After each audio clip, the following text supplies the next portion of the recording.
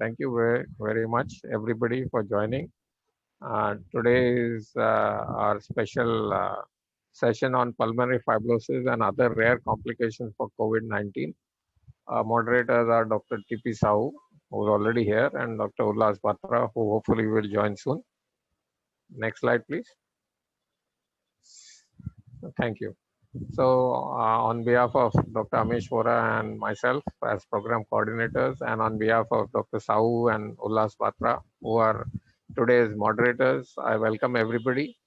We have 6 very eminent faculty today: Dr. G.C. Khilnani, whom you have already met earlier, Dr. N.N. Prem, who's from geriatric medicine, Dr. Prashant Mehta, who's a medical oncologist, Dr. T. Raja, who's also a medical oncologist, and then 2 pulmonologists, Dr. Navneet Singh from Chandigarh and Dr. Dipendra Kumar Rai, who's head of the department at AIIMS Patna and who was published on pulmonary fibrosis. So we are really privileged to have stalwarts on the panel, and I will hand over to Dr. Sahu to continue with the proceedings. Good evening, sir. Good evening, everyone. Sir, Dr. Khilnani wants to present some scans. Yeah, so we can ask, sir, would you like to present your CT images now? That can be a starting point, and then we can discuss. Yeah, yes, sir. Please, yes, sir. Please. Yes, sir. So, thank you very much.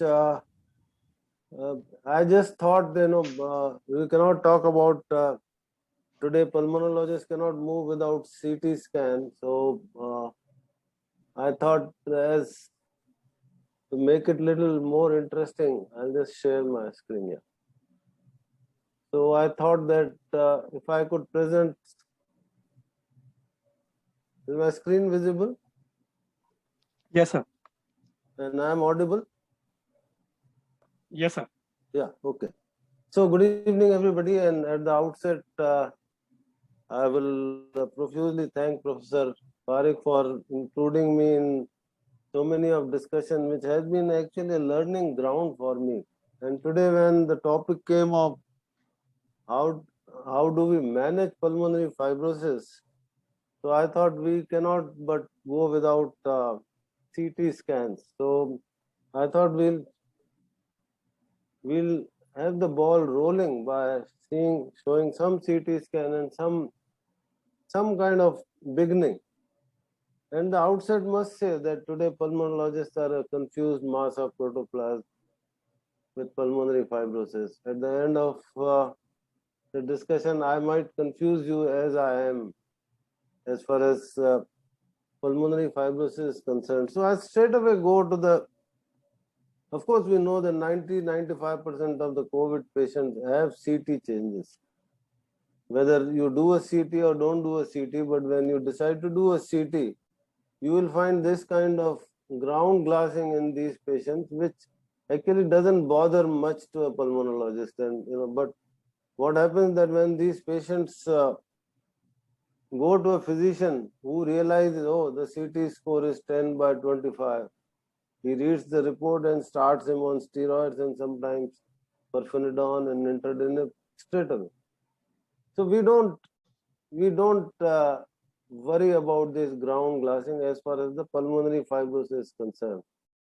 Subsequently, this kind of CT came where you can see, beautiful interstitium. You can see interstitial thickening. Now, the astute radiologist would see that it is a thickening and not a fibrosis. But I must admit, at some stage of time, I thought, no, it is going into pulmonary fibrosis. I hope my slides are visible on the screen and what I'm trying to show. And these are the interstitial thickening that we see, and of course, the ground glassing is there. So now what we have learned that these kind of shadows disappear over a period of time, whether you treat or not to treat. Go ahead. There comes traction bronchiectasis. You can see that, dilated bronchi, fibrosis, loss of volume, thickening, interstitial thickening. This is what we think is irreversible. And what you are trying to do is that this ground glassing which you are seeing in between should not change into fibrosis. And that's what the enthusiasm of a physician is that you should prevent this further fibrosis. They will go ahead. This person goes into complete fibrosis. The lung has become smaller. And this is organizing pneumonia. And this is, although looks very scary, but you are seeing consolidation and then bronchi, and and there are several causes of organizing pneumonia, but this is organizing pneumonia in a COVID patient, which is also will not qualify for starting any antifibrotic. And what scares now, what we have seen along with ground glassing and the interstitial fibrosis that you are seeing, is the pneumomediastinum and pneumothoraces, which we have seen so many of them. But that's not the topic of discussion, but this is part of the lung involvement and part of lung fibrosis. And now I come to the where we actually thought of treating pulmonary fibrosis. This is not COVID. This is a patient with interstitial lung disease with NSIP pattern, which is, we find it very difficult to treat. And there is a fibrosis, interstitial fibrosis, and I need not describe this.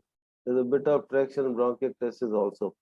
And this is what we have is idiopathic pulmonary fibrosis, which the medical fraternity, especially pulmonologists, have been struggling for last 30 years. And as I follow my Bible of Murray and Nadel, and I see treatment changing in each edition. So in 2000, when I was growing, we used to treat with steroid, cyclophosphamide, then steroid with cytotoxic, and next study that came 2005. Then came Panther trial by Ganesh Raghu from Maulana Azad Medical College. And then several drugs were tried.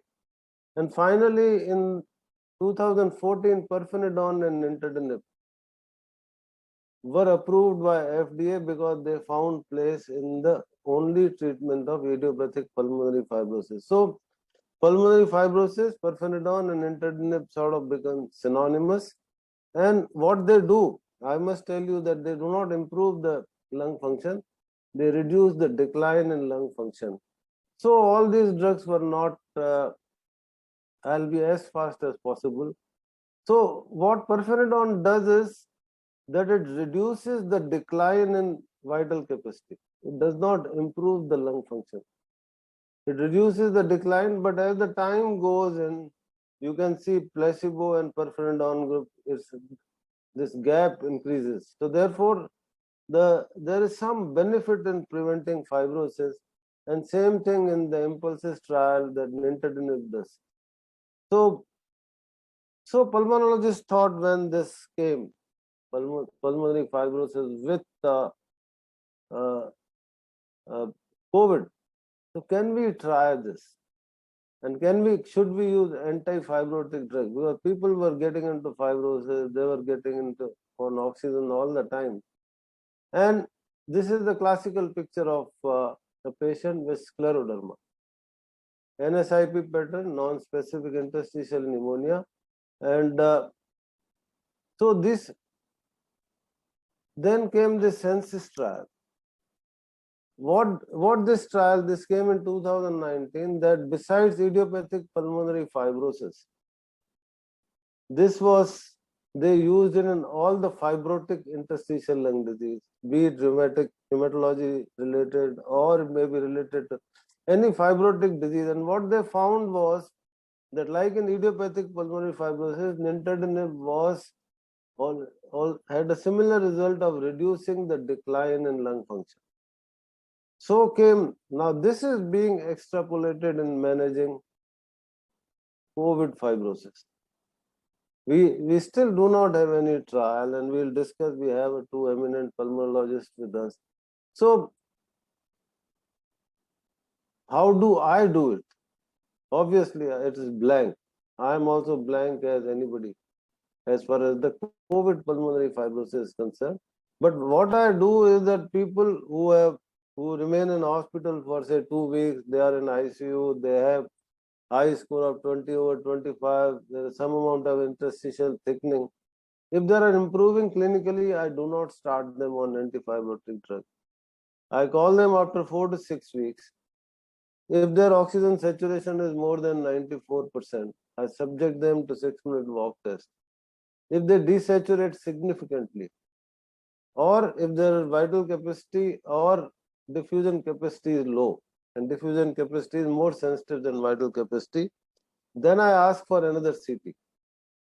And then if the CT shows fibrosis, which I showed you in a couple of slides, then I consider these patients for anti-fibrotic drugs.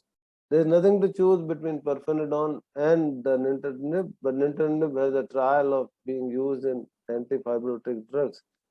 But nintedanib is, the dose is 150 milligram twice a day, whereas pirfenidone you need 2400 milligram per day, and most of the pulmonologists are not able to reach their dose because people have side effects. So I use nintedanib much more than pirfenidone, but I'm a little conservative in starting it. I cannot tell you whether it works or does not work because I do not have any evidence, and one should not be talking on personal experience in academic forum. So I'll stop there, and I thank you for all of you to allowing me to share this, and we can now indulge in the discussion. Thank you, Dr. Kilnani. And actually, the whole gist of the whole moderation is there in front of you, and that's what experience does to people. So I'll share my slides, and let's see and hope that.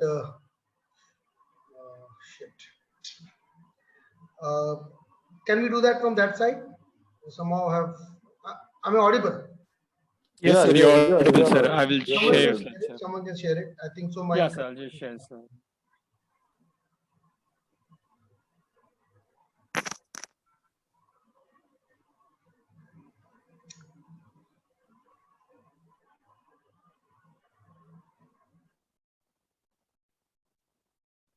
So can you see the slide? Yeah, we can see that. Yeah.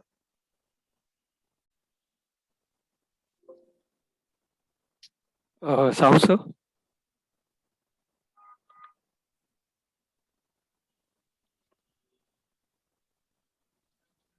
Sahu, sir, are you there? How is there, but my screen is stuck. So you have shared? Yes, Yes, sir. I've sir. shared the slides. You have shared. So I'm coming from my mobile. Just hang on for a minute. Sure, sir. Because my screen is stuck here. So that's very. Yeah.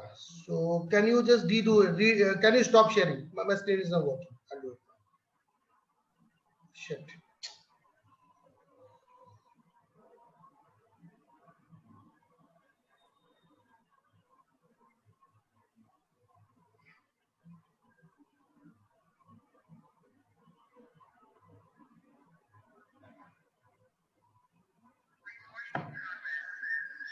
While Sahu is sorting it out, can I ask Dr. Dipendra Rai from AIMS Patna? Sir, Yes. I read your wonderful article on pulmonary fibrosis and a review of literature. So can you shed some more light on what Dr. G.C. Kilnani has mentioned? Over to you, sir. So, first of all, thanks, Steve.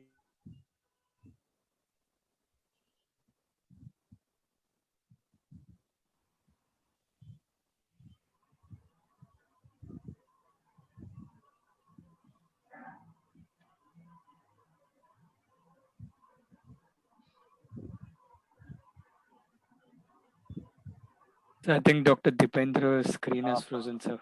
Oh my God. Most of the patients, especially with severe Kashish. COVID-19 infections,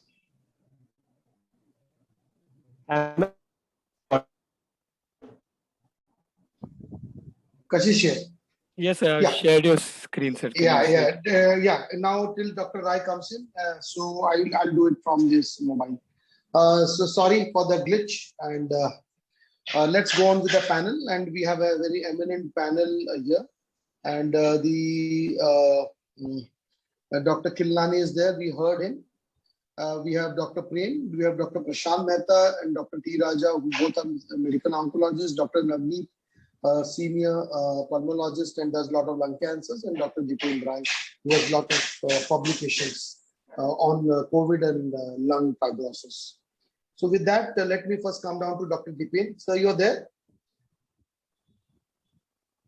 Dr. Dipen, you're there?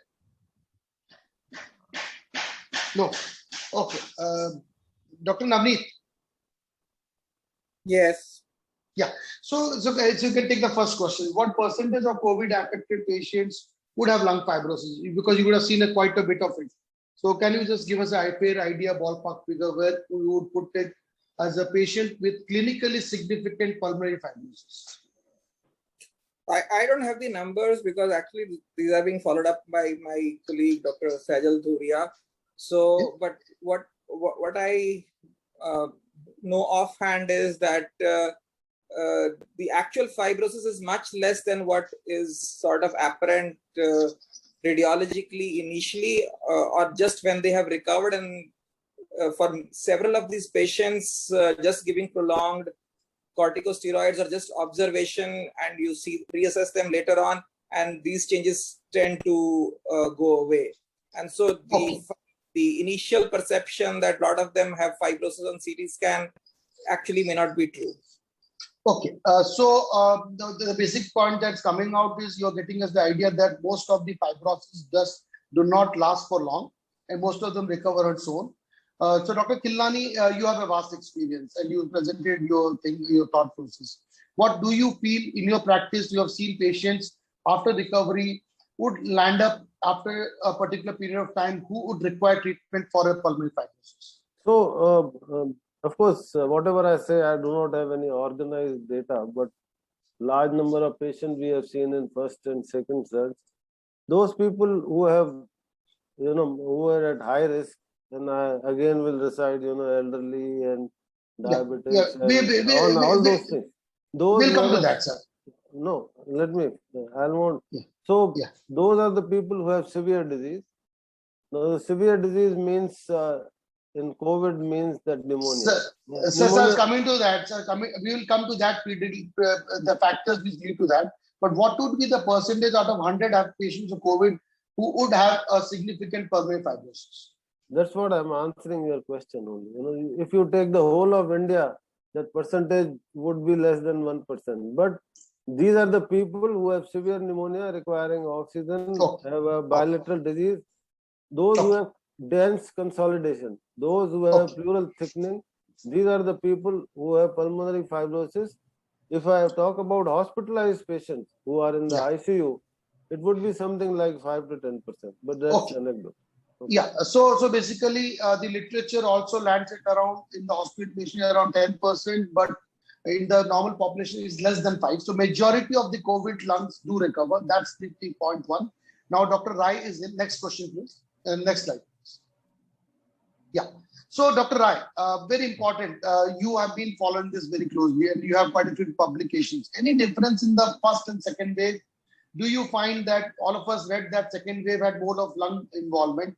So do you think that it has also led to more fibrosis, although it's too early to state that? What is your perception on that? So what I feel that in the second wave, we used to see the patients with prolonged hospitalizations, and the patient with the more severe disease in the ICU for the longer period of time.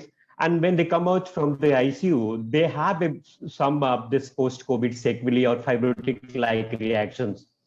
And so in compared to first wave, we found more. I think the proportion is more about the post-COVID sequelae, and that could be due to the more severe disease as well as the prolonged hospitalization, especially in the ICU. So basically, you are telling us that because the second wave had more of risk factors for the post-COVID sequelae to happen, so very likely the second wave will lead to much more pulmonary fibrosis in the longer run. That's what the perception you are getting. So fair. So now let's come to Dr. T. Raja and then Dr. Prem. Dr. Raja sir, any predilection, because Dr. Khilnani has given out a lot of it, what in your practice with oncology patients, have you felt that these were the patients who did really bad and could land up in a pulmonary fibrosis or did go into pulmonary fibrosis? Because you had a good number of patients with COVID in your own practice. Yeah, thank you, Dr. Sahu, for inviting me here. And we heard the excellent presentation by Professor Kilnani and Deependra, these are the people who are really in the forefront on the lung management. And I, medical oncologist, of course, I heavily depend on my intensive care team and my pulmonologist to help me out on this. The point is, these are, as Professor Kilnani said, there is no organized data. That's the beautiful word he used. I just want to reiterate that.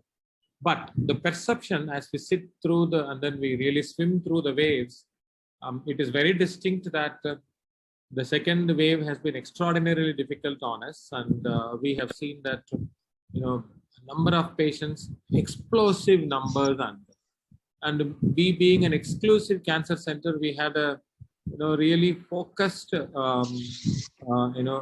attention towards our oncology patients, and I think we have a unique experience. If you at the end of if you allow me, I'll 5 minutes. I have some because you said I put up something, but then to answer your question, it's very clear. Professor Kilnani himself mentioned those patients who are prolonged. It's already in the literature. Prolonged ICU care, prolonged need for ventilatory support, and then prolonged need for stiff oxygenation, and then also some subset of patients we think it's our observation. It has to, for example, whenever in our Hodgkin's lymphoma, if we had used bleomycin in our patients, and we felt that in patients where patients landed on neutropenia with us, and then had a COVID and landed with neutropenia while they are on middle of treatment, and we ended up using GCSF for them. We thought that we saw a very bigger cytokine storm on them. We had some tough situations with them. So we draw some corollary that whether this could be again. So these are really our own. So sir, do you feel that the cytokine storm in patients who had a cytokine storm would lead to more of pulmonary fibrosis? No, I'm just finishing. So these are all our perception. Apart from, we also think that we had some tough time with bleomycin exposure. We had some tough time with rituximab is very, very bad. All of us know, we know, everybody. Yes. And then we have some funny experiences with even with bendamustine. So at the end, if you allow, I'll show you 5 minutes. Yes, sir. Some funny complications what we faced. So that's my question, Doctor. Sir, definitely. So we will have that, and we'll see your presentation of that also. So Prashant, Dr. T. Raja put up a very important thing which you as a medical oncologist can relate to probably. What sir told that when you have a neutropenia, we know that GCSF, if you use in this COVID, could lead to more of neutrophilic accumulation in the lungs, could be a little bit of issue. But does the GCSF and the neutropenia, have you felt that these patients have had more of prolonged sequelae in the first wave or second wave, anything what you have seen, or do you feel something like that? So I do feel that neutropenia is a problem, and it's not the GCSF I felt, it is the neutrophil recovery. It is actually a situation called paradoxical iris, which we also find during engraftment or AML recovery. So paradoxical iris is the worsening of lung function during any pneumonia when the neutrophils are recovering, because all the neutrophils, they will go to the infected part. All of them will land up in the lung and they will congest it. So that is paradoxical iris, which happens actually when the patient is neutropenic. But do they have a long-term sequelae out of it? If they have severe disease and they have prolonged hospitalization, ventilation, so that could then they are bound to have sequelae, irrespective of whatever the condition is. Whatever, if the neutropenia is there or not. If they have severe disease, they are bound to be high risk for fibrosis. Okay. And Dr. Navneet, any thoughts before I move on, and then we can have Dr. Prem? Dr. Navneet, you're there? Yes. Yeah. Any thoughts on the pathogenesis and something that others would have missed, which predates to the onset of the long-term pulmonary fibrosis? No, I think Dr. Kilnani has already said that. So if you have had very severe pneumonia, ARDS, then the likelihood of that resolving completely is remote, because even otherwise the non-COVID setting, there is a subgroup of patients with ARDS who will have permanent lung damage. And so the higher the severity of COVID-19 and the greater the lung injury at the time of presentation, meaning thereby severe ARDS requiring mechanical ventilation, the greater are the chances of lung fibrosis.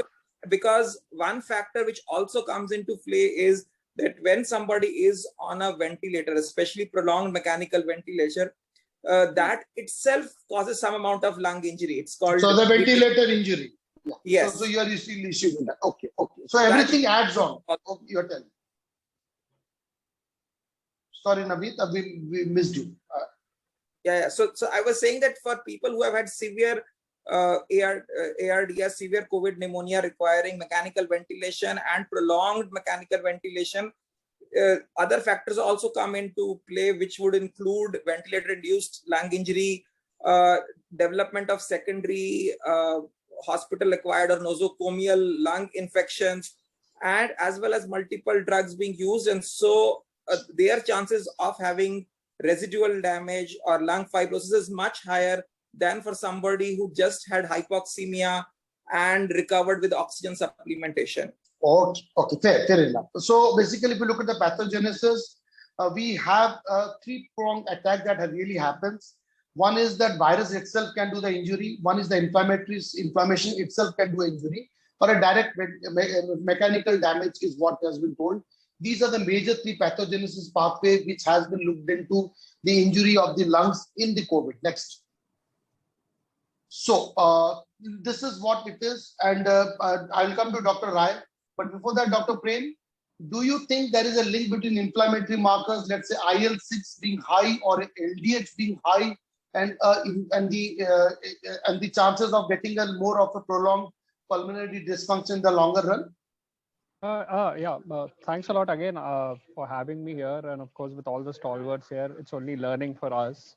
What I would say is, as sir already said, Khilnani sir said, yes, as far as I am concerned, advanced age is always a risk.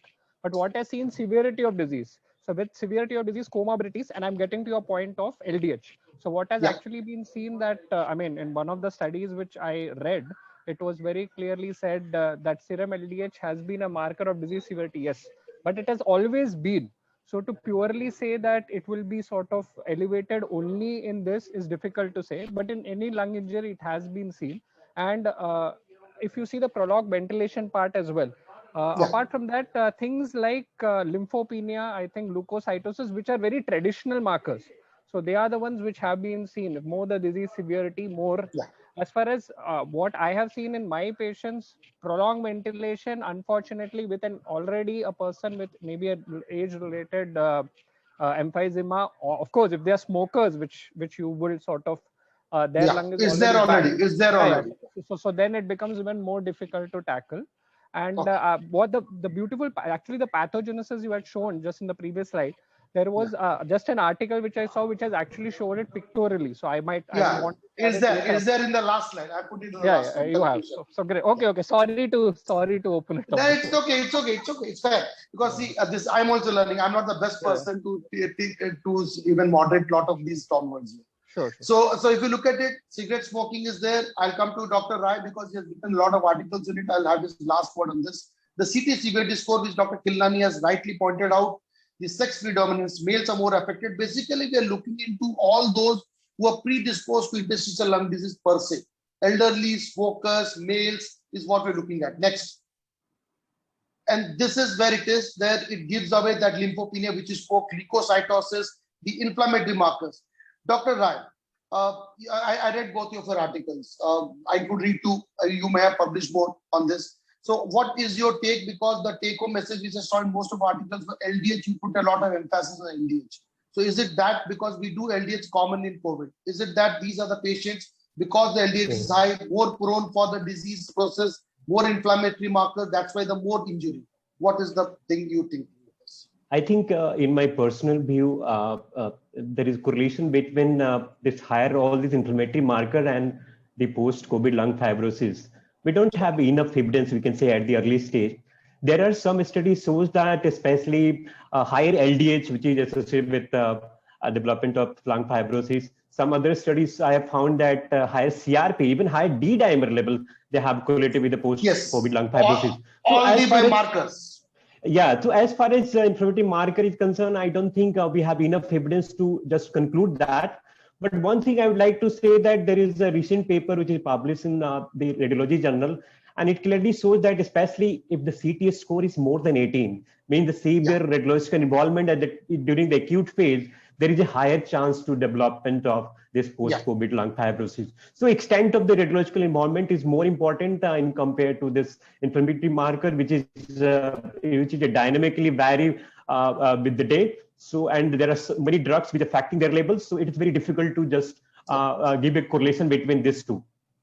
So definitely age, definitely lung status, definitely severity of disease, definitely mechanical ventilation, prolonged ICU stay, more oxygen damage is definite there. Inflammatory markers, yes, it looks like, but we do not have a definite answer. Even a paper has put albumin low levels into the factors which could lead to lung injury. That also is there. Here the paper was there from, I think so, Egypt. Next, please. Yeah, so this is what it is. Next. So now we come down to Dr. Navneet again. So how long do I wait before I tell, okay, you have COVID?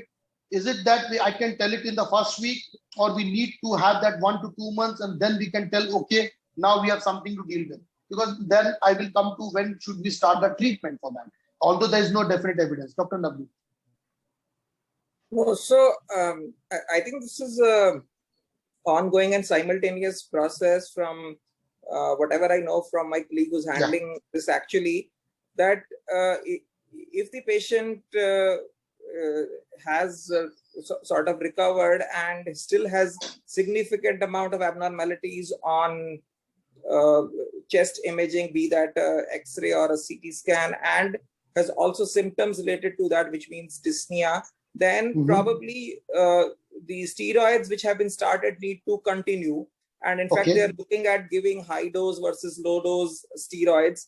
In few patients, we recently had one patient who was admitted when steroids were tapered off, and she developed recurrence of fever, recurrence of dyspnea, and there was no evidence of infection. It all boiled down to the sort of post-COVID lung inflammation ongoing, and as soon as her steroid dose was increased back to 40 mg, all of those symptoms disappeared. So there are going to be patients who will require prolonged steroid therapy.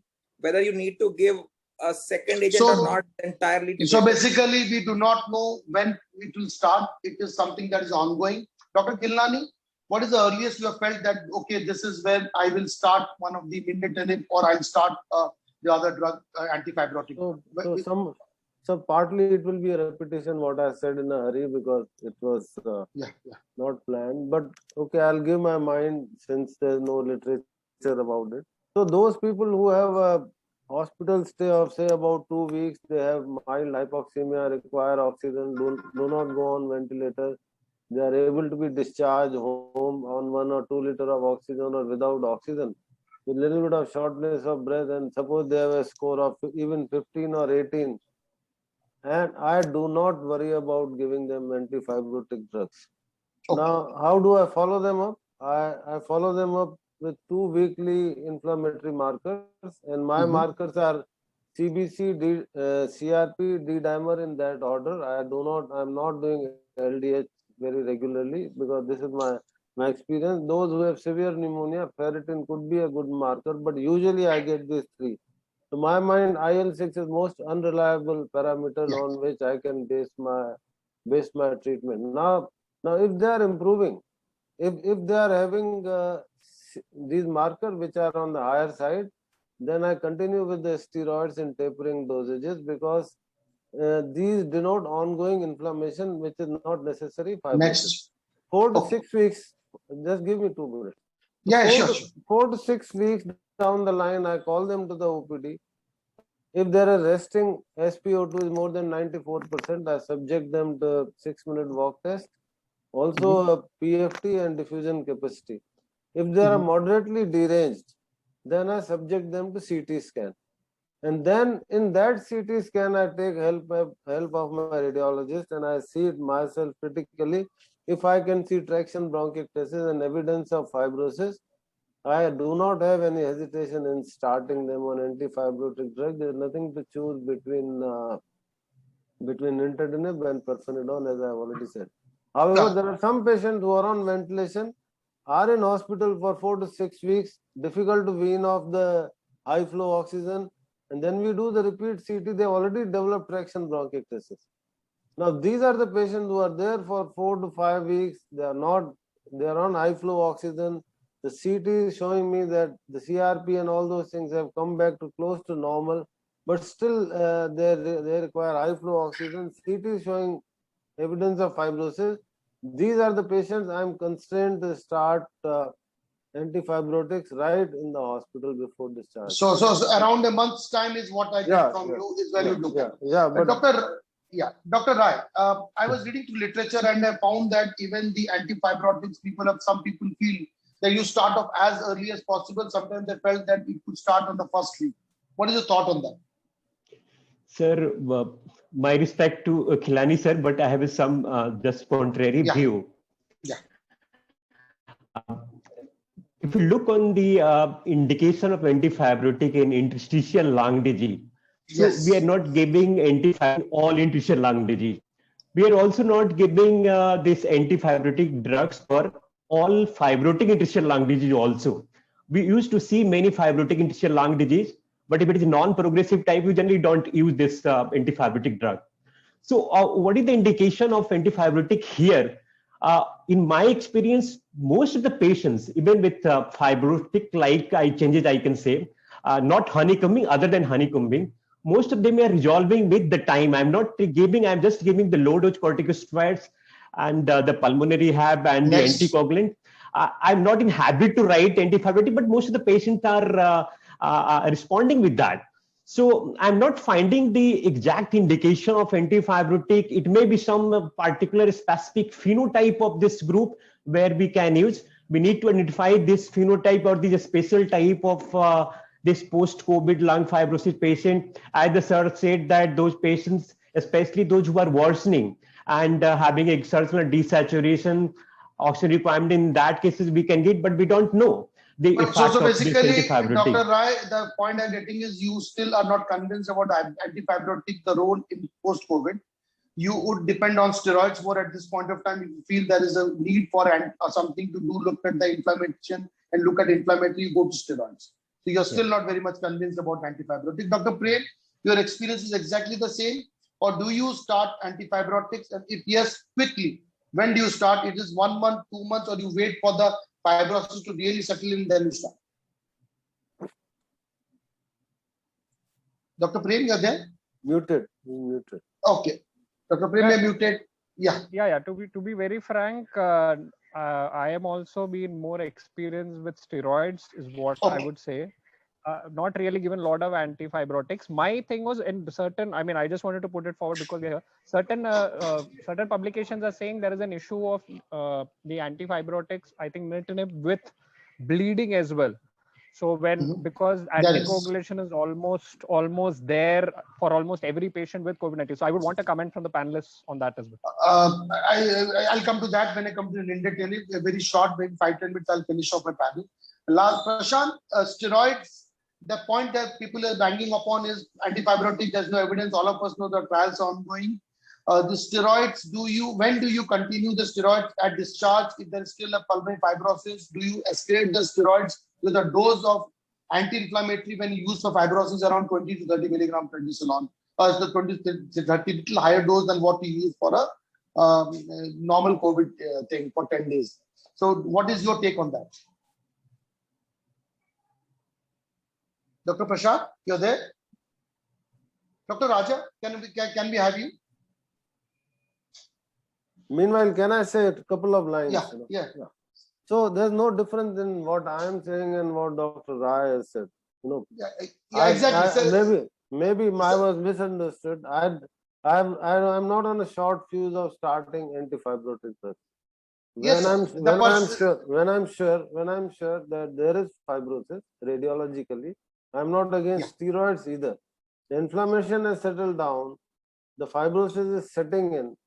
That is the time I think of starting. Sir, if I got you rightly, you told when the inflammatory markers are down and then you get evidence of a fibrosis, that's where you start off. Although there is Fibrosis radiologically along radiologically, and you believe, then physiological derangement has to be there. Yes, we totally get you, sir, and you have been very clear on that part, sir.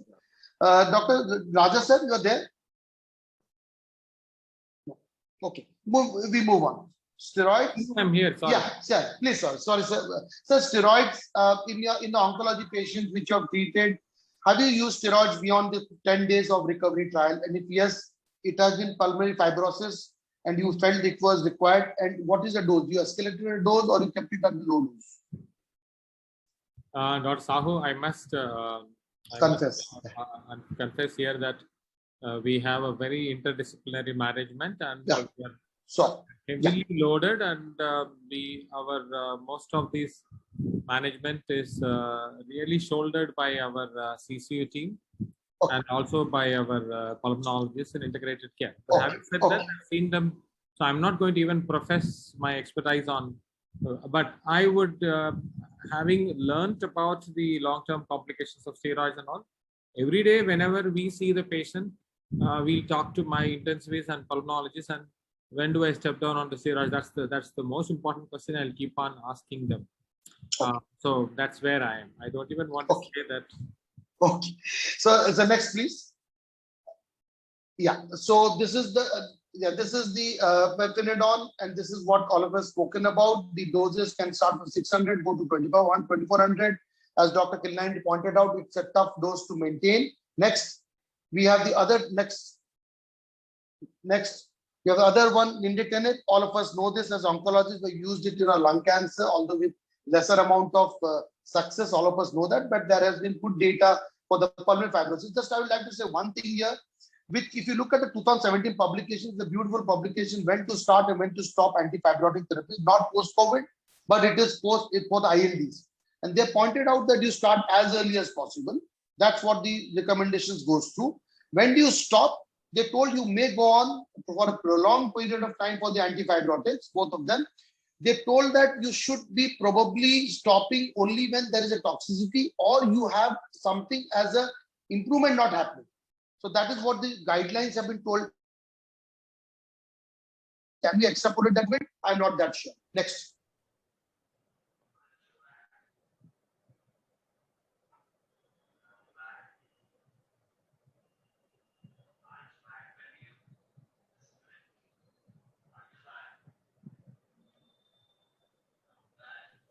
Yeah, sorry, next. Yeah. For lung transplant, anyone has experience with lung transplant? Anyone in the panel? Dr. Navneet or Dr. Prem or Dr. Khilnani sir? Because this is the most short thing what has happened and very few experiences, but this is probably the last thing that can happen to pulmonary fibrosis. So obviously, I do not have a experience of lung transplant, but I can share some knowledge if you permit me. So yeah, probably half a minute, and we can tell that probably then we can just. So as per the JAMA paper, in which it has been written by one Dr. Bharat, who himself has involved in 19 transplants in all of US. Till 1 week back, 139 transplants were done, and these patients are the ones who have been on ECMO for a long time, from 1 to 3 months before they actually get a lung. They claim that they do not take patients more than 70 years of age, preferably less than 65 years of age. They claim that the outcome is almost similar to what is there in other chronic lung diseases. And there are some different indications in the sense that even if there is some evidence of some superadded infection, which is likely in these patients, they do not worry about it and go ahead with the transplant and manage the infections. And I think in India about 15 transplants have been done, but I don't have the details of that. Okay. Just to add on to what Sir has told, there was a concern about adding the antifibrotics and nintedanib to the transplant, but all the publications have been clear that it is safe if you do that and put across till you wait for a transplant. People have used this antifibrotics. Next. So combination of more than one, people have done that. Just to add one more thing before I end off, any role, what does the pulmonologist feel, Dr. Rai first, feel about giving influenza seasonal vaccines to patients who have pulmonary fibrosis? Would it help? Because there is a publication from India also claiming that if you do that, you probably are saving them from more insults. Dr. Rai. You're muted, Dr. Rai. Dr. Rai? You're muted. Yeah. Yeah, so it should be. I think all these Okay. certain patients should receive this influenza vaccine on the yearly basis, because this is one of the cause for worsening our exacerbations. So I think it should be given to all these such type of patients on the annual basis. Okay, and Dr. Prem, what is your take on anticoagulants? My last to say on the fibrosis. Yeah, of course. I mean, to be very frank, in my the age group which I deal with, I would already be worrying about a lot of other things.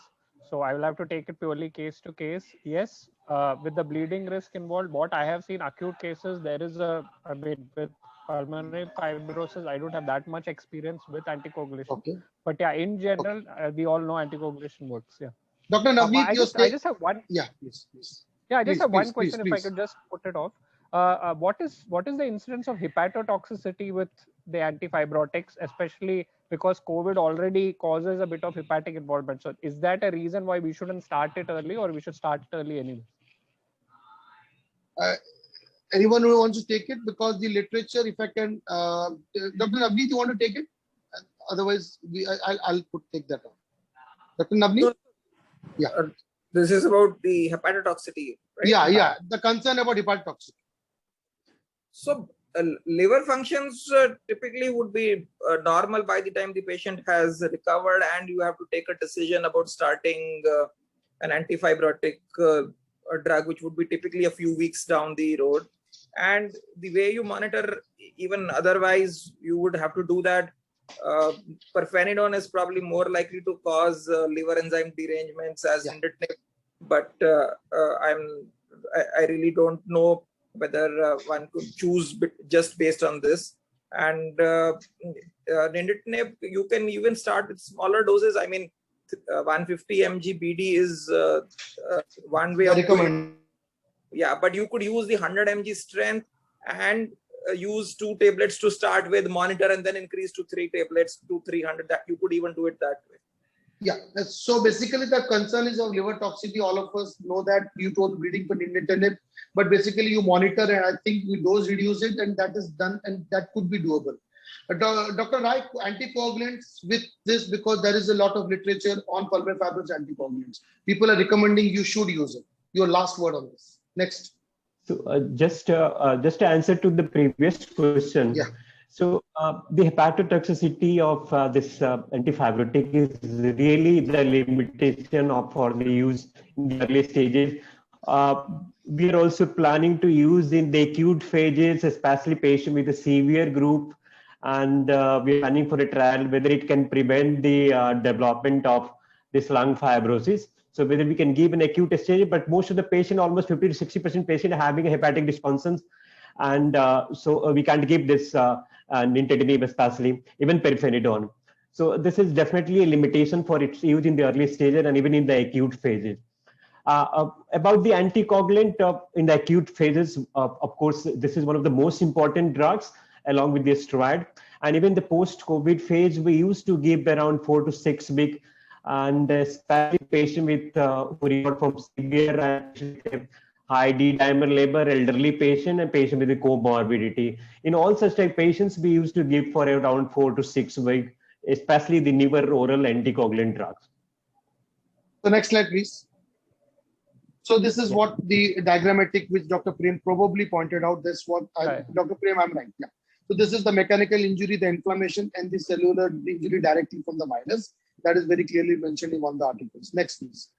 And I come to the next, please. I come to the conclusion. So first thing is, in pulmonary fibrosis, believe your patients because they are going to tell you the symptoms, and that is what it is in pulmonary fibrosis. You could do a lab test, look at the pulmonary functions, look at the radiology. That's what Dr. Kilnani spoke all about. There is no clear-cut evidence for or against any of the drug discussed actually. We are still developing the evidence in COVID. Actually, PGI Chandigarh, Navneet will back me up, is doing a trial of nintedanib versus the pirfenidone. Dr. Navneet, am I right? I think the results will be out by end of this year. I think you are, yeah. Sajal is doing all of that, so that's why I don't have much knowledge of Yeah, that. yeah. But he's looking at both the low dose and high dose, the duration of steroids, and the utility of all of these. Yeah, because that's there in the clinicaltrials.gov, and Correct. we are probably will get the thing which of this drug is better. So that is something very interesting, because all the trials are looking as not giving something and giving, but this is the trial for PGI which is looking at nintedanib versus the pirfenidone, and that's something very interesting. 150 BD and then dose reduced it, then 600 to escalate up to 2400. Most of the patients recover. That's what all the experts told us, right from Dr. Khilnani to everyone. Trials are underway. We do not have anything as a hardcore evidence, but the first thing that I got when I got through is there is data that Dr. Rai is telling that he's doing a trial that probably people are looking at to start antifibrotics early into the process, because there is data that if you start early, you do not let the things happen. And that is, I think, Dr. Rai, that was your thought process to do this study with all these difficulties. I think that's why you are wanting to do it in the acute phase. Yeah, definitely. So this is this is the data, because if you look at the 2017 article, with you all of us would have read it, they have looked at it, start it early so that the damage is minimum, and that's where you can do. Once the damage happens, probably it is too late. With that, I thank all the panelists. Sorry to have overshoot the time. Sorry for the glitches. Purveshwar, thank you again for giving me the opportunity. Thank you, panelists. And Dr. Ullas, again, it's all yours. Thank you very much, Sahu, and over to Ullas now, please. I'm going to ask you the most important questions. Is my slide visible, and am I audible? Yes and yes. Okay, fantastic. So I must congratulate Dr. Sahu. You know, I mean, a 45 or 50-minute discussion on a pulmonary fibrosis, and I mean, I could not even have managed. Let's say it was a 10-mark question, I would have hardly got -1 on 10. That was my best. I mean, the worst case would have been -10 on 10. So hats off to you, Dr. Sahu, and that is why you deserve all the accolades that you get. And that's why you are the most favored moderator, in addition to Senthil, I would say, in the country. So I have seen everybody disappear. Dr. Navneet, are you there? I am, but I'm also about to leave in 5 minutes. No. So fine. You just tell me the word definition of rare. Since you are in this panel right now, tell me the word definition of rare. R-A-R-E. Word definition, I said. I didn't ask you to spell the word. Unusual, uncommon. Okay, unusual. So is there a difference? Okay, Dr. Raja, I saw just, smiling over there. So Dr. Raja, you are one very polished man. I always see you. I just love the background, virtual background that you have also, sir, over there. So how do you define rare versus scarce versus uncommon? Ullas, you put us on the block. But uncommon must be less than common. Scarce must be less than uncommon. And rare must be by definition less than even scarce. Okay. Since I am not as gifted as Dr. Sahu to spend 50 minutes on a rare complication, so I thought I had to pass time. So I looked at the word definitions of rares and scarce and uncommon. So rare is something which is a quality of which only a few examples are to be found, and which is therefore especially appreciated. And that is why probably Dr. Parikh has kept the topic as rare complications. Scarce is something that for a while is in short supply, and uncommon is something which is not often found, but usually there is no suggestion that more is desired or needed. So we do have synonyms, but they are kind of different. There's one more definition of rare which I actually kept, which I would want, and that is rare are people who saw Radhe. Dr. Amish, did you see Radhe? How many people do you think saw Radhe? I am not the rare definition. So you are not in the rare definition. Fantastic. Prashant is there. Prashant is one of the rare kinds in oncology. Prashant is there, not there? I think Prashant is gone. Okay. Fantastic. I saw Radhe when it became free on the OT. Oh my God, Dr. Sahu, if you have seen Radhe, you have done a 50-minute moderation on pulmonary fibrosis. Is there something you can't do? You should be India's captain for the next WTC championship, I guess. Okay, so I'll just start the regular stuff over there. So I'll start with Dr. Raja only. Sir, what are the rare toxicities I've just kept over there, which you have encountered in your clinical practice? especially with cancer, or what all have you seen? Yeah, thank you, Ullas. I mean, just for to coming state to that- point. Who? Somebody say something. Sorry. I said, sir, thank you, Ullas, for coming back to point and not wasting time. Yeah, and I mean, whatever names that you mentioned, Ullas, you are probably one of the best moderators that I have also seen. So to give respect to you, just put back the slide, the previous Sure, slide, sir. if you don't mind. Please. Sure, sir.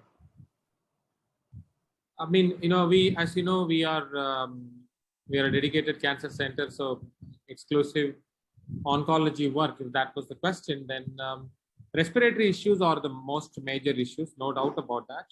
And we did see a few issues with coagulopathies, and then we saw a few issues with neurology, I would say, and then stress disorders and neuropsychiatric disorder in plenty, and some very funny hematological issues.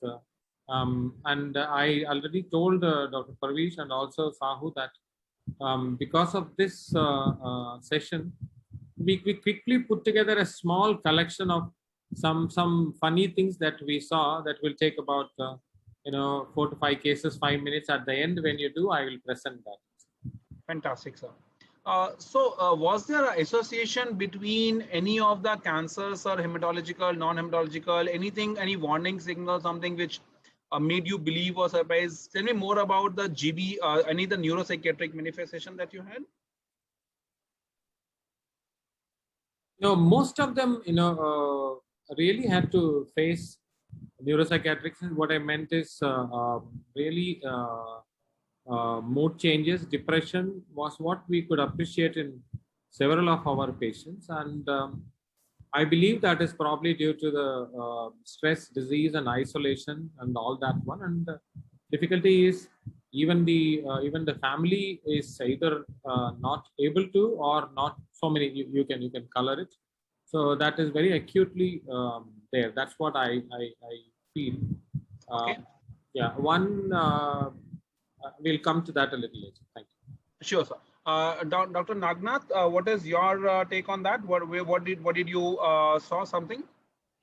Yeah, I think as far as the table goes, acute complications I mean, you have written acute, but a lot of people got after going home strokes also, which was the unfortunate part. And in hospital, strokes were quite common. In elderly, elderly with comorbidities and without comorbidities. Here, comorbidities were not even needed. There were a lot of neuropsychiatric problems, especially depression, a lot of anxiety, cognitive issues, purely because people were confined. So it actually took out, and then they went to the ICU, came out of the ICU. So a lot of neuropsychiatric issues. I think chronic cough is one of the most common symptoms which I have seen. Then fatigue syndrome. I think a lot of older adults since 6 months. I mean, even the last year when I saw them, a lot of people are still saying in between we get really low. And there's something. I mean, it's a very layman word, but they express it that way. कि confusion हो जाता है, brain fog जिसको, I mean, you will know brain fog through cricket, but that has been there. You're trying to concentrate, but you're not able to concentrate. Seen in a lot of youngsters as well, not able to do the normal work which they were able to do. So that has been a lot. Elderly, I think a lot of sarcopenia, which you have already said, muscle wasting. If they have been bedridden, then it has obviously sort of become even worse. Deconditioning, yes. And of course, if whoever goes into multi-organ and comes out of it, there has been a bit of sort of issues. Liver dysfunction in people recovering from that has also been seen. And I have seen people getting infections afterwards also. I think the immunity sort of becomes a bit low. And if they're not very vigilant, I'm not saying COVID, they have had other infections, which will be, looks like a viral fever. They are worried it's COVID, but they get fatigued again. So that leading into a chronic. So it's like a vicious, for a lot of people, it has been a vicious cycle. Okay, Dr. Khilnani, sir, in your experience, what all did you see some rare complications? And I think mucor has become so common, nobody's even mentioning mucor. Mucor was a very rare complication of COVID, but mucor has now, ye wo to hoga hi hoga. So Dr. Khilnani, sir. So probably I was not prepared. So anyway, I will not talk about, first I'll talk about what I've since I have a bit of experience, 80% of my outpatient is now post-COVID. Sleep disturbances are, I'm yet to see a patient who says I'm sleeping normally. That's the thing. And if the Italian study which came, when they asked 2 months after the recovery from the COVID, when they asked them, only 12% said they are feeling normal. 40% said that their quality of life have gone down significantly. Now, talking about the rare problems, the infections are extremely common. Of course, we don't worry about bacterial infection. We load them with antibiotic, and nowadays colistin is #1 antibiotic in the ICU. That's not, I'm not talking about. But it's not only mucor. Aspergillus is also very common. Yes. I mean, right now I have a patient who has a brain abscess. We thought it was a mucor. We did brain aspiration. Initial diagnosis was mucor. We grew aspergillus from the sterile side. So several types of atypical infections are extremely common in these patients. This is not only because of steroids and prolonged stay. This is my hunch that COVID somehow kills the T cell immunity. COVID itself, not only the steroids, and that leads to a lot of secondary infections. And then those are the ones which are sometimes difficult because our vision becomes tubular. We think about only mucor. We think about post-COVID inflammation syndrome. The post-COVID, the dysregulated hyperimmune syndrome, which have been coined the word, which is characterized by fever, extreme loss of appetite, extremely feeling unwell, associated with increased oxygen requirement, with increase in inflammatory markers. You need to consider that, but you need to consider there are other causes of this kind of symptoms also. So that, sorry, I'm going a little offbeat, but this is what I wanted to emphasize. Thank you. Okay, so I can tell you, I had so non-oncological amongst my own people. Actually, we had one patient of GB syndrome who came, a young guy, a typical GB syndrome. My own relative, a 15-year-old guy who recovered, had an occipital, had a stroke, and had a hemianopia. Woke up absolutely fine. Woke up, could not see. And we had an MI along with that and a carotid artery dilatation, acute, SGOT-BT elevation. So yes, rare complications actually are not so rare, especially if you are practicing anywhere in Delhi with an amount of cases that we had actually. Ullas, Amish, we know, sorry, I'll just come for a second. Sure. We know so little about it. True, sir. Even loss of smell and taste are considered neurological complications. And I had the fortune of writing an editorial on neurological complications of COVID as early as in April 2020. And I had reviewed the whole literature. Even at that time, that GB syndrome, neuropathy, strokes were already recognized. So there are a lot of things which are, wherever the clotting is a factor. It could be myocardial, it could be stroke, sure, pulmonary embolism. All those things will occur. Amish, your take? My take about rare complications. What all did you saw? Recently I'm seeing, and Ullas, all the oncologists, medical oncologists can share, post-COVID, when we are restarting chemotherapy, I am seeing unusual neutropenias, which in solid tumors we never encountered. I'm seeing grade 4 neutropenias after FOLFOX. How many times did we see like that? I'm seeing unusual and prolonged neutropenias, and just wanted to understand that if other medical oncologists. Let me get Dr. Raja on this. Dr. Raja, sir, unusual neutropenias? Not really.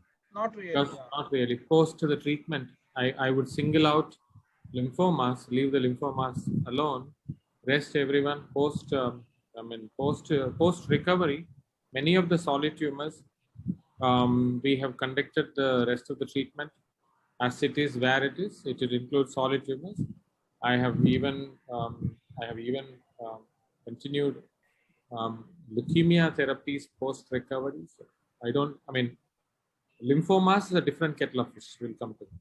Okay, Dr. Sahu, your take, post chemo, post recovery, does the chemotherapy have more side effects? No, in my practice, I felt that excluding some of the things like what we spoke of, the rituximab thing, I think it has been pretty safe. Some of the patients took little longer to recover. That could be it because that's the severity, but it has been pretty safe. Okay, Dr. Rai is there, or I think he's left. Then Dr. Rai has left. Doesn't make a difference. Prashant is there. I don't think he's there too. Okay. These were, I mean, I just did a cartoon somewhere there, except for any, road traffic accident or something, COVID can actually cause everything. In a way, COVID was very easy to remember. You remember like the side effects of immunotherapy, no? You start from pain, you write cerebritis, encephalitis, meningitis, everything COVID can cause. So, you blame COVID onto everything. This was what was, I read one article in the chest, and they read that neurological and neuromuscular manifestations were very, very common. Skeletal muscle injury, rhabdomyolysis was very, very common.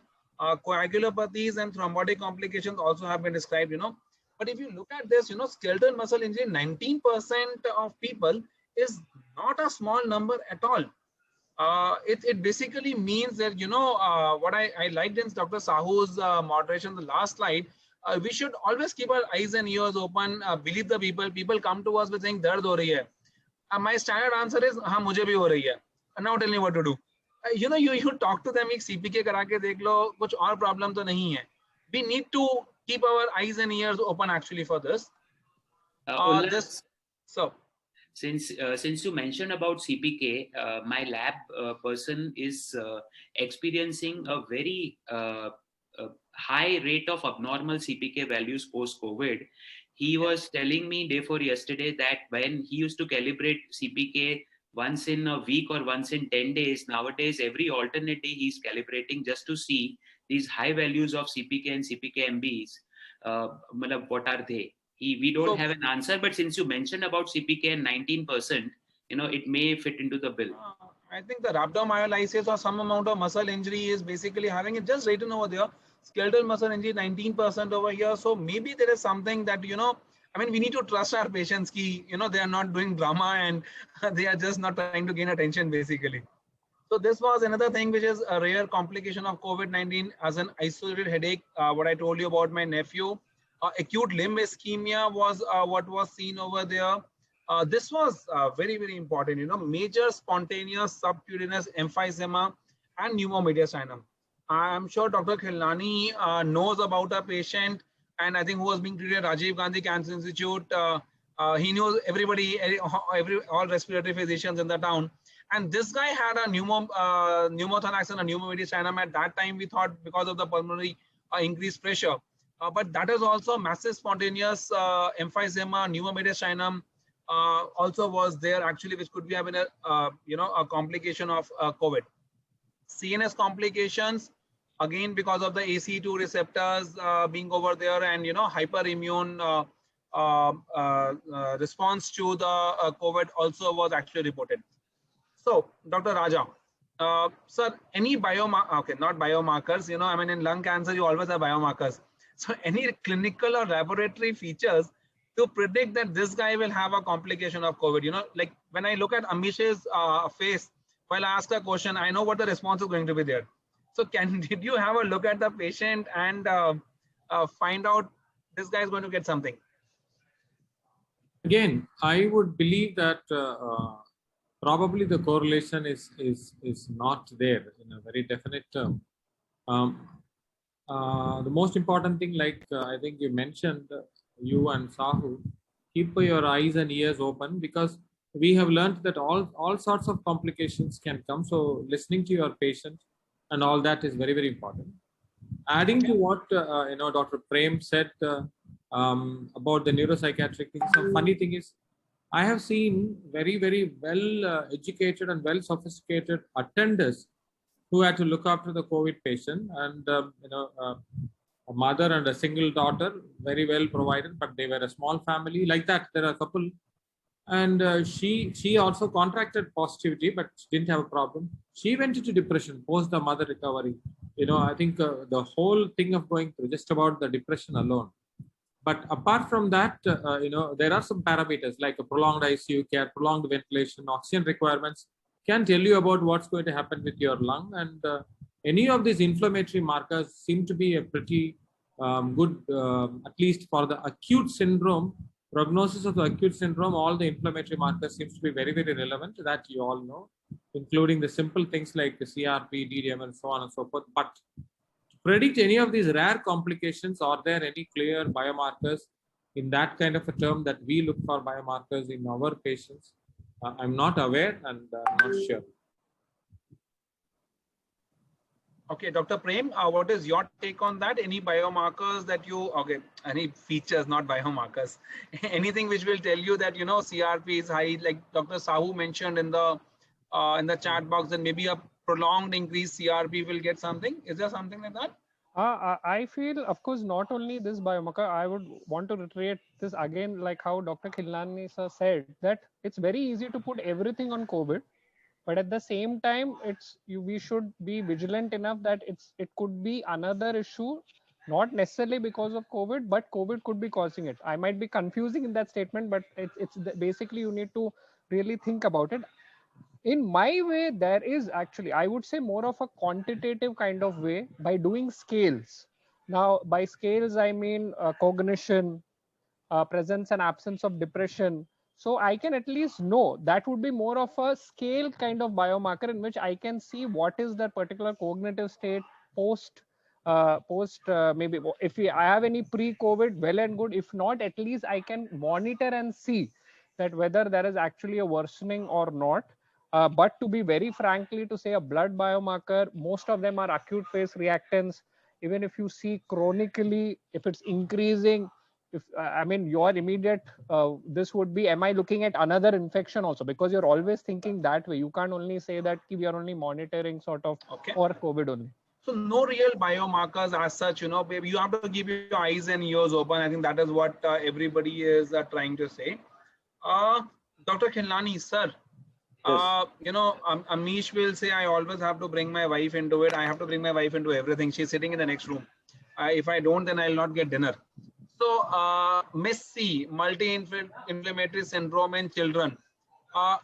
Is Miss R also here? Misa is also here. Sir, multi-inflammatory syndrome in adults. Dr. Khilnani, sir, your opinion?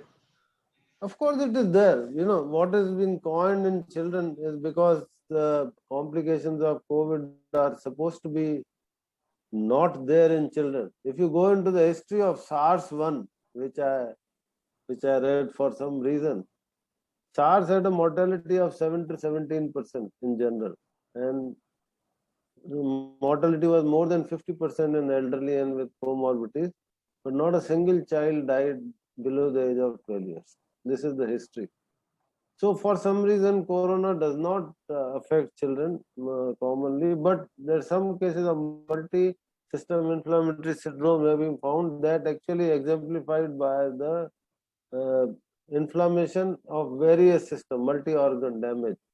So multi-system inflammatory syndrome is not exclusive in children. We see it all the time. After all, in COVID, in elders, don't we see kidney damage? Don't we see liver damage? We see the brain effect. So it is there, but what kills a person is pneumonia.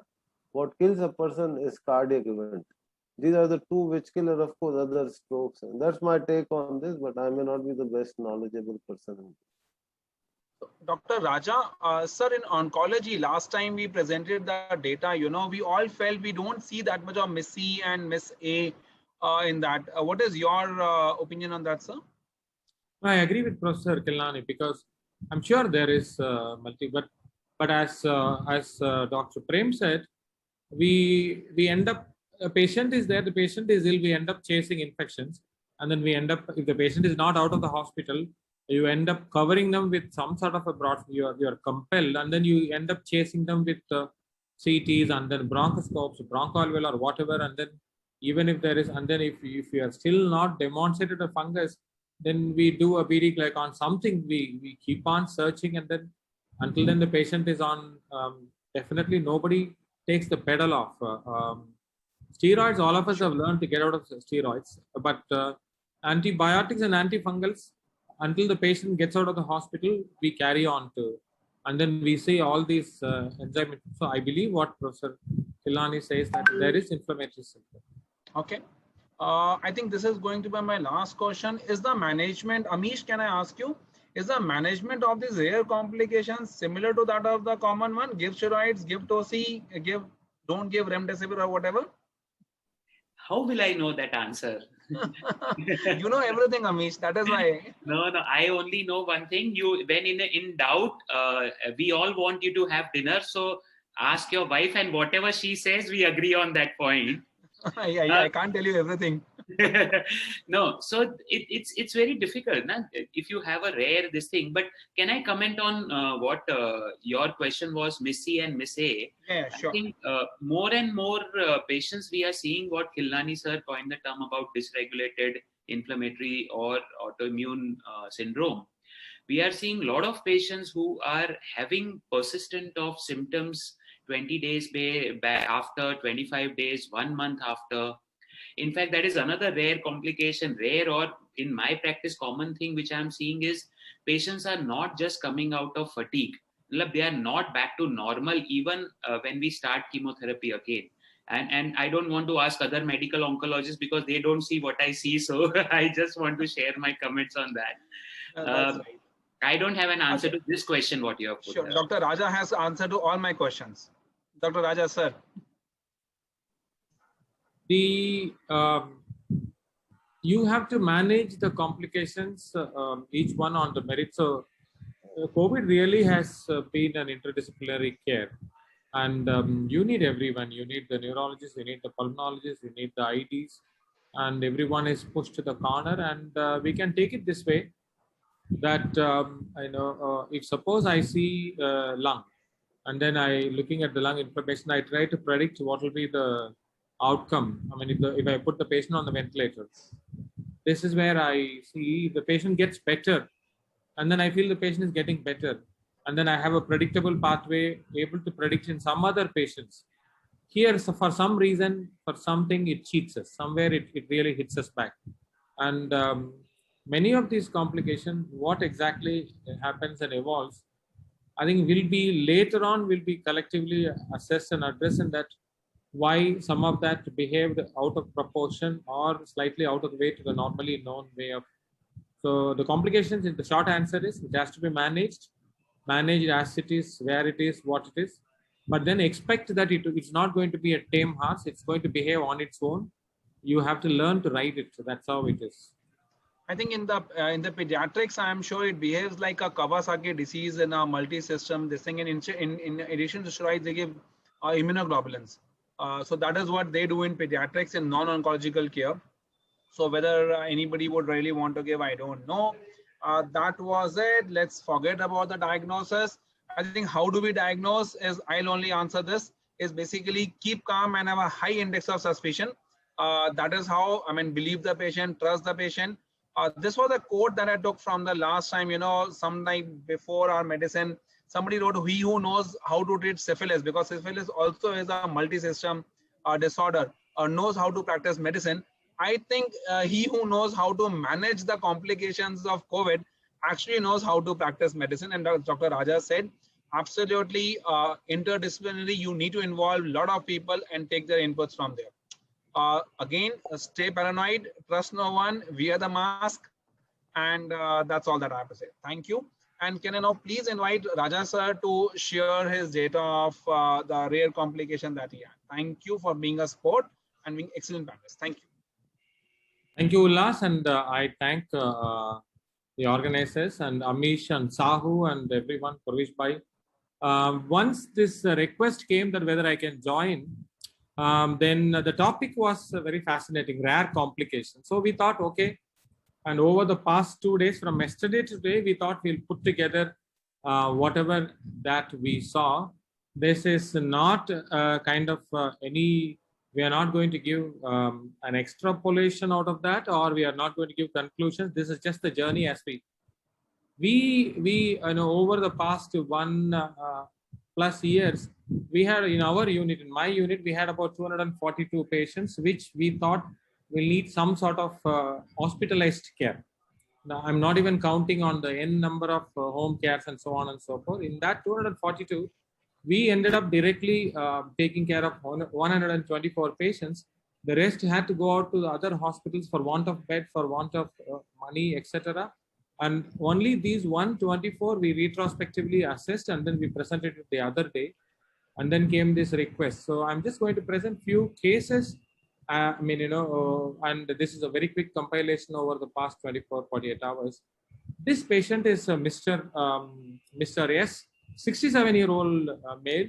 Mantle cell lymphoma has been with me for the past 5 years, was doing very well, one after another. Last, he received GDP as on the 3rd or 4th month, was doing very well. And then he comes and lands us with COVID, and then was in the hospital for a week because he was from a governmental order. He didn't want to go home, but he was never in the ICU. He goes back home, gets discharged, and comes back on day 28 with respiratory insufficiency post-COVID. Was never in the ICU. And this is the CT that we see, mantle cell lymphoma. And he had been previously exposed with, during his treatment history, had been previously exposed to the rituximab. And the last was GDP, some few months, was in remission.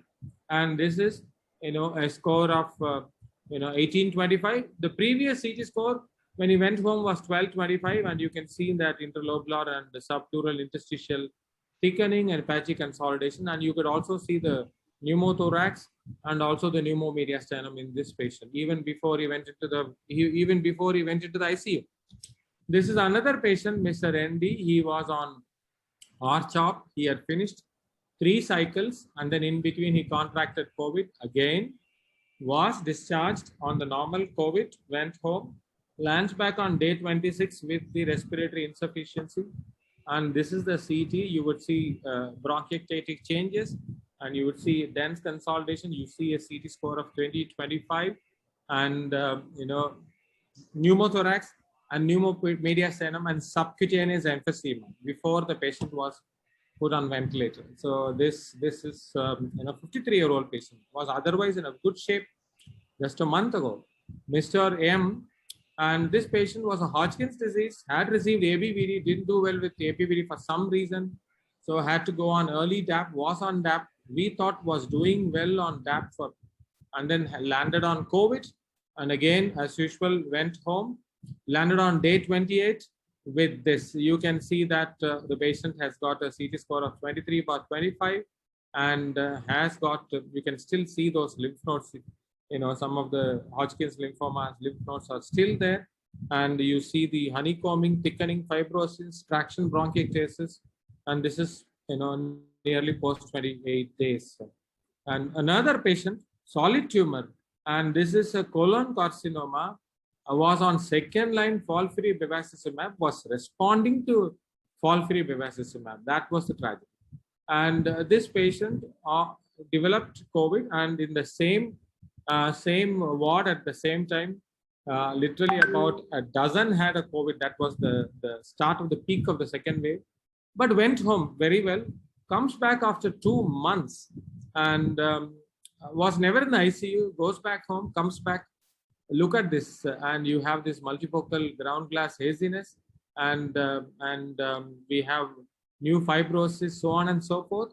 And then few nodules. Then we thought whether it is disease. I mean, our colon carcinoma, we did this is the PET CT. Look at that inflammatory, absolute fire of what is happening in the lung. This is yesterday's PET CT scan on this patient. This is another lady. She had a metastatic CS cervix, and she was on post CTRT relapse. She was on Paclitaxel, was doing well on Paclitaxel, contracts COVID, does well, goes home, 1.5 months later lands with this kind of a CT, and this is, she's still in the wards and subpleural consolidation, and actually she has come out of the ICU back to the ward. I think she's really recovering, but this is a lot of interstitial changes, thickenings, and what will happen to this, and all of them by definition, when we looked at the literature, when do we call, anything after 2 weeks, I suppose you can call them, or when the follow-up scans are done, maybe after 4 weeks. That's one kind of definition. But then, as you all showed, it could be starting from anywhere. What will happen to their lung later on? And that first man we have already lost due to respiratory failure. He was on anti-fibrotic agent, on ventilator, and so on and so forth. And this patient is a lady who is a sister of an oncologist, CA breast, and was doing well on maintenance trastuzumab. Nothing to do. She was completely doing well for an LABC breast, doing very well, and then gets COVID, gets admitted, and was few days on oxygen, goes home, not in the ICU, and comes back after, on the what was the day, or post 1 month. And this is the lung that we already see interstitial thickening and fibrotic changes. And again, if you compare to the previous CT that was done at discharge, we see all these progression and no fever, nothing. This is another funny event. This patient, one of my very dear patient, CA colon, treated in 2005, was doing very well until now on regular follow-up. And just today lands, as she had a COVID at home, and in April 2021, recovered, never needed hospitalization, was doing well. She comes today with mesenteric vein thrombosis, and we are trying to break our head whether this is a tumor thrombosis or what. And unfortunately, all the tumor markers are elevated, nothing else other than mesenteric vein thrombosis, walking into the clinic. And she is 66. And then we had some very difficult experiences. I had a patient who was diagnosed as AML, young lady, 35 to 40, was in remission for 5 years, and she develops COVID. And unfortunately, she was also pregnant, and she had a twin. She develops COVID, and she has thrombocytopenia, managed all that, and went on to have delivery. But at the time, we realized that post-COVID, 1 month later, she develops relapse of AML after 5 years. And we have documented a patient who have a Hodgkin's lymphoma, who was in remission in January, gets a COVID on February something, as a relapse on March, and he's on brentuximab, and CLL's losing control. I have a patient who had a COVID vaccine, Covishield, and 5 days later lands up with an acute infarction. And there are several patients with several fungal infections, including aspergillosis. I will collect those scans and images, maybe put it another day. This is our experience over the past. COVID is a very difficult disease. That's all I can say.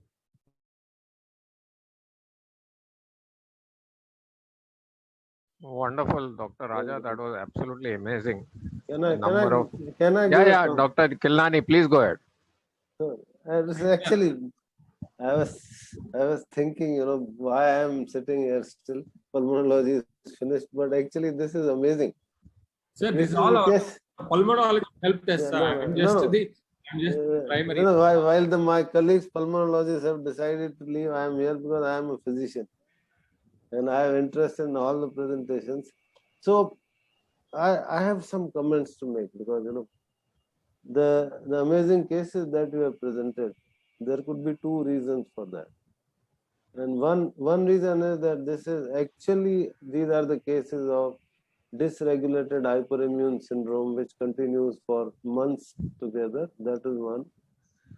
Second is that there is an evidence that in some patients who are immunocompromised, and of course these are immunocompromised transplant patients, and those patients are elderly, severely diabetics, more so the transplant patient, where the COVID continues for longer time. That means the virus is alive. In such cases, there's an evidence that those in severe cases that PCR remains positive. The Cleveland Clinic, when they did transplants, and these transplants were done 3 to 4 months after the COVID occurred, because it takes time to get lung, they found that in the excavated lung, which came out from the recipient, their viral cultures were positive. So it's not that in all patients the virus finishes in 14 days. There are scenarios where the viral will linger on in the system and will cause inflammation. So I just came to my mind that these are the patients who should be tested again for RT-PCR for positivity, whether it's positive or not. Secondly, it exemplifies one thing, that after the COVID, if there's any complication, rare or whatever you call it, if the inflammatory markers are high, D-dimer is high, there is a case for handling that inflammation. And as of now, the steroids are the main drugs, and that should be used very meticulously to avoid this rare kind of complication. This is my personal view. I'm just submitting it to you. Thank you. Thank you very much, Dr. Khilnani. I think your insights have been absolutely amazing, and it adds value to whatever Dr. Raja has put together. I think this was one of the most interesting sessions that we've had, and it will make us better prepared for the third wave in case it does come. I would like to also end by reminding all of us that we will have our next session on coming Tuesday, 29 June, and then again on in July on Thursday. And both these sessions, Dr. Amish Vora is going to coordinate, and so the next session is summary and guidelines, what our colleagues are thinking, and the one after that will be on young adults and COVID. So with these words, I wish everybody safe, to stay safe while we are still in the pandemic, and please, continue doing the best for our patients. Thank you very much.